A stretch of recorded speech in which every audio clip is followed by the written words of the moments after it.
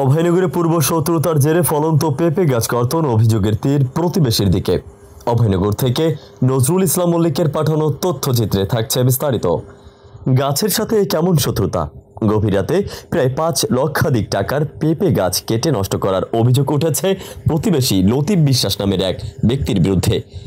যশোরের অভয়নগর উপজেলার ১ নং প্রেমবাগ ইউনিয়নের মাগুরা গ্রামে গত ২৬শে মে সোমবার গভীর রাতে পূর্ব শত্রুতার জেরে তরিকুল গাজীর ৩০ শতক জায়গার উপরে রোপণ করা ১৮০টি ফলন্ত লালতি জাতের হাইব্রিড পেঁপে গাছ কেটে দিয়েছে বলে প্রতিবেশী এক ব্যক্তির বিরুদ্ধে অভিযোগ উঠেছে।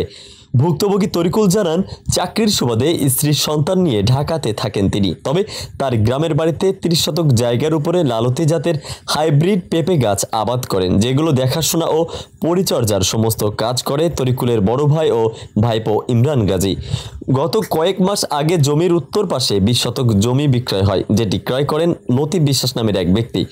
ওই জমিটি সে আগে লিজ নিয়ে চাষাবাস করত। সেই সুবাদে জমিতে কুমড়ো গাছ ও অন্য গাছ লাগানো ছিল। তবে কেনার আগে সেই গাছ উঠিয়ে নেওয়ার কথা থাকলেও না উঠিয়ে বারবার সময় দেওয়ার পরও সে লিজের সেই ফসল জমি থেকে উঠিয়ে নিয়ে যেতে অস্বীকৃতি জানায়। এক পর্যায়ে সে গাছগুলো উঠিয়ে নেয় এবং তাদেরকে বিভিন্ন ধরনের কথাবার্তা বলেন। এছাড়াও ভুক্তভোগীর জমির ভেতরে বিভিন্ন সময় ছাগল ছেড়ে দিয়ে ফসল নষ্ট করার চেষ্টাও করেন।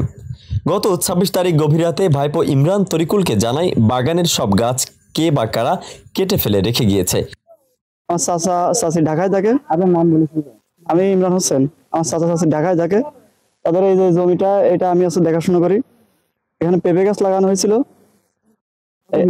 ১৮০ পিস। গত ২৬ তারিখ গভীর রাতে এই গাছগুলোকে কেটে দিচ্ছে। তারা কি সন্দেহ করছেন তাদেরকে? এখন পূর্ব শত্রুতার জোর ধরে এটা লতিফ বিশ্বাস কাটতে পারে, সে সন্দেহ আমরা সন্দেহ করি। গত ২৬শে রাত সকালবেলা এসে দেখি, মানে আমার আব্বা এখানে উজু করতে এসেছে টিউবওয়েলে। এসে দেখি আব্বা আমার ডাকছে। তখন আমি এখানে আসছি, এসে দেখি যে গাছগুলো সব কেটে ফেলা হয়েছে। আমার এই জমির পূর্বসূত্র ধরে আমি মূলত কে বা কারা রাতের আধারে এই কাজটা করছে, যেটা আমি সন্দেহ করছি, সেটা হচ্ছে যে আমার কেন যেন মনে হচ্ছে আমার ওই জমির কে কেন্দ্র করেই এখানে, যেহেতু আমি তার ওখানে কিছু গাছ সে উঠায় নিছিল নিজে রাগ করে, সেই সূত্রপাতকে কেন্দ্র করে আমার জমির ওই পূর্বসূত্র যে যার যে জমির, তার নাম হচ্ছে লতিফ বিশ্বাস। আমার মনে হয় সে রাতের বেলায় আমার এই কাজটা করছে, এটা আমার বদ্ধমূল ধারণা। এটার বিষয়ে আমি প্রশাসনিক ব্যবস্থায় আমার ভাইরাও একজন টাঙ্গাইল ঘাটাইলের ইউনো, তাকে ইনফর্ম করলে সে অভয়নগর যে ইউনো আছে তাকে জানাইছে, এবং অভয়নগর থেকে আমার অভয়নগরে জিডি করা হয়েছে অনলাইনে, পাশাপাশি সরাসরিও জিডি করা হয়েছে।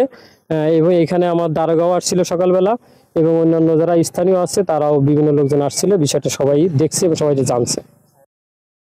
এসে যে দৃশ্য দেখলাম, আসলে ফলন্ত গাছ মানে কেটে ফেলা হয়েছে অনেকগুলা গাছ। মনে হচ্ছে যে মানে জীবন্ত শিশু হত্যার মতো ঘটনা ঘটেছে। এর তীব্র নিন্দা ও প্রতিবাদ জানায়, সাথে সাথে প্রশাসনের দৃষ্টি আকর্ষণ করে এই ঘটনা যে ঘটিয়েছে তার উপযুক্ত শাস্তির ব্যবস্থা, আইনের আওতায় এনে শাস্তির ব্যবস্থা করার জন্য জোর দাবি জানাচ্ছি।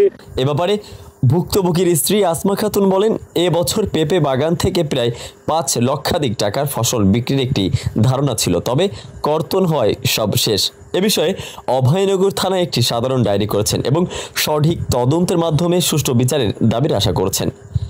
এদিকে অভিযুক্ত লতিফ বিশ্বাস বলেন, তার বাড়ি থেকে তাদের পেঁপে বাগান অনেক দূরে, তিনিও এ ব্যাপারে কিছুই জানেন না।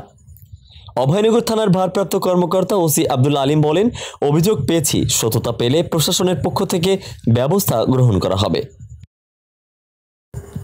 শেখ আলী আকবর, লোকসমাজ ডেস্ক রিপোর্ট।